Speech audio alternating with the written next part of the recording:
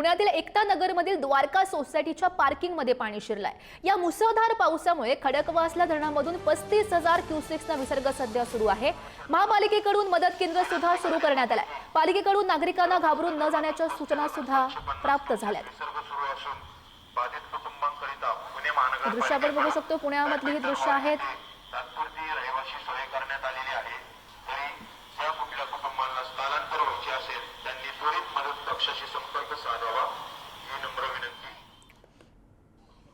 पुण्यातील घाटमाथ्यावर 2 दिवसापासून मुसळधार पाऊस पडतोय आणि त्यामुळे खडकवासला धरणातून मोठा विसर्ग जो आहे तो सुरू करण्यात आलेला आहे।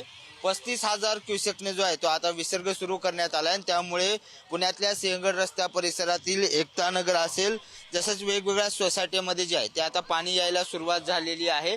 महानगरपालिकेकडून जे आहे ते या ठिकाणी मदत केंद्र उभा करण्यात आलंय, वेगवेगळ्या सूचना देण्यात येत आहेत। मात्र आता ज्या सोसायटीमध्ये जलपूजन सोसायटी आहे, त्याचबरोबर शिवपुष्प नावाच्या या सगळ्या सोसायटी आहेत, ज्या सोसायट्यामध्ये पाणी शिरायला हळूहळू सुरुवात झालेली आहे। हा या सगळ्या सोसायटीचा रस्ता आहे, ज्या रस्त्यावरती आपल्याला पाणी पाहायला मिळते। महानगरपालिकेची एक गाडी सुद्धा नागरिकांना आव्हान करताना पाहायला मिळते की ज्यांना कुणांना इथून शिफ्ट व्हायचंय त्यांच्यासाठी बॅडमिंटन हॉल येथे शेल्टर हॉल सुरू करण्यात आलाय।